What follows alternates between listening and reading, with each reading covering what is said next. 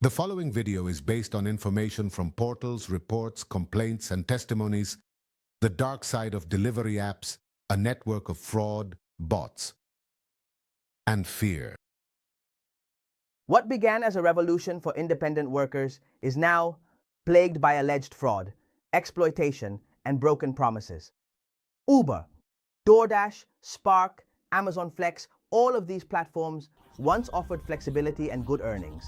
But the current reality seems to be much darker, from the commercialization of fraudulent accounts to potential identity theft. The gig economy is in crisis, and honest drivers are paying the price.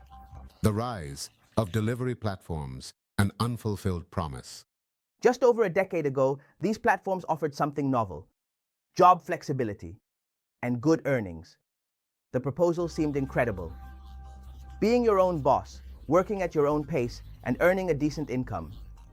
For some time, this promise was fulfilled. Drivers for Uber, DoorDash, Amazon, among others like Instacart and Shipt, were able to earn between $15 and $25 per hour before deducting operating costs. On average, they received around 70% of each trip or delivery, which allowed them to cover expenses such as fuel and maintenance, and still left a sufficient margin to live comfortably. The change, more drivers, less income. Everything began to change in 2019. Demand grew exponentially during the pandemic, and with more drivers on the platforms, fares started to decrease for passengers. However, it is reported that the costs have been transferred to the drivers, who now face commissions of up to 70% from the apps, leaving many with only a fraction of their previous earnings. This pattern has been repeated not only with drivers but also with small businesses that depend on these platforms. In a conversation with Flex, an entrepreneur who launched a cloud kitchen, he told me that the commissions were so high, almost 50%, that he was forced to close his restaurant. So I start with the first question: who wins in this equation? The platform. Undoubtedly, the platform is the one that comes out on top, whether it is Doordash, Sugar Eats, or Grubhub. The collapse of net profits. For drivers, the effect was devastating. While they could previously earn between $15 and $25 per hour after deducting costs for gas, maintenance, and insurance, many ended up earning between $8 and $12 per hour. In Doordash, for example, drivers earn a base pay. Payments range from $2 to $10 depending on various factors, but the reality is that it is rare to see base payments exceeding $3 per delivery, which means that drivers heavily rely on tips to reach a decent income. However, due to high service costs, many customers have stopped tipping or have reduced their tips, leaving drivers trapped in a daily struggle to earn enough.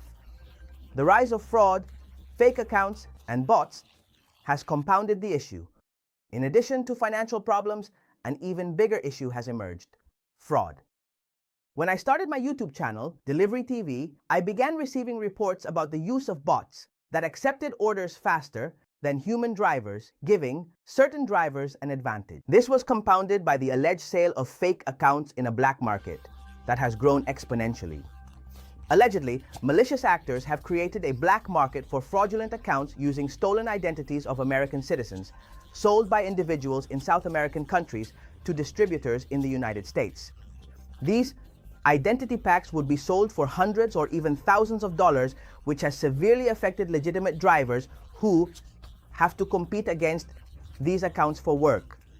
The trap in Amazon Flex and the manipulation of warehouses. Amazon Flex has not escaped this problem either.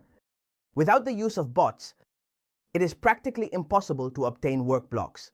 Additionally, organized groups have taken control of many warehouses, where they decide who works and who does not. These groups, which often have colorful names like free money, intimidate drivers and in many cases distribute bots. Internal complicity and organized scams. The problem does not end with bots and fake accounts. Some reports suggest that employees within the platforms may be involved in the fraud.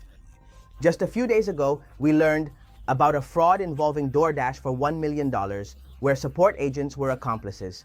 In the case of Spark Driver, it has been reported that scammers exploit payment accounts from services like Branch and One to withdraw funds generated by fraudulent accounts, allowing withdrawals of up to $10,000 at stores like Walmart without requiring additional verifications removing branch or one as options in Spark and leaving only direct deposits to the personal accounts of drivers. It could help curb some of the fraud, as it is one of the main tools used by users of irregular accounts to withdraw money, but all these suggestions always fall on deaf ears. Manipulation of verifications and forgery of documents.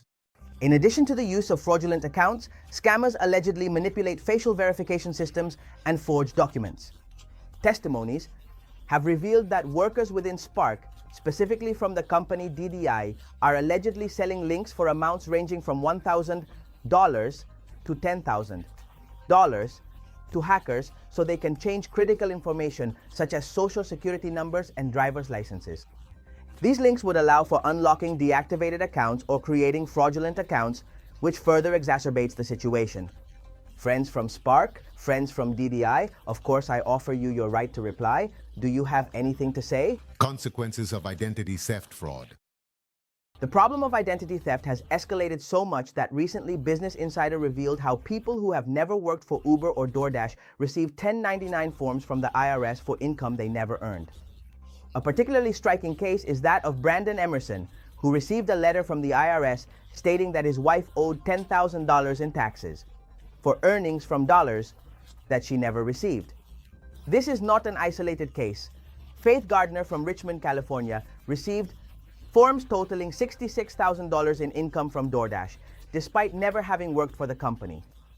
The sale of stolen identities is just one part of a much larger scheme that would be affecting thousands of American citizens. The case of Priscilla Barbosa, the queen of the RideShare mafia. Another notable case was covered by Wire, where Priscilla Barbosa was accused of generating over $780,000 through the creation and rental of approximately $2,000 fake accounts on platforms like Uber, Lyft, Doordash, and Instacart. Barbosa, known as the Pi Queen of the RideShare Mafia, operated a fraud network that allowed her to make large profits using stolen identities and fraudulent accounts. Adding Barbosa's fraud of over $780,000 reported by Wire and the $1 million fraud in Doorda revealed by 404 and CourtWatch, it amounts to almost $2 million, and this is just the tip of the iceberg. The fear and insecurity of honest drivers. This climate has created an atmosphere of distrust among legitimate drivers who fear reporting due to the risk of being intentionally disconnected or facing retaliation. The informants assert that those involved in the fraud are not usually violent, but the high level of money at stake could generate risks. A broken system that needs to be corrected. Today, what was once an innovative solution for flexible work has become a system plagued by corruption and alleged fraud. Drivers no longer trust the platforms that once promised so much. Although there are those who manage to make a living, the barriers continue to grow. The story of gig economy platforms is a story of broken promises, of opportunities turned into traps, and of a system that, if not corrected, continues to allow the alleged corruption to grow unchecked. My name is Luis Berti. Here I leave you a related video. And if you like this, please give it a like and subscribe to the channel.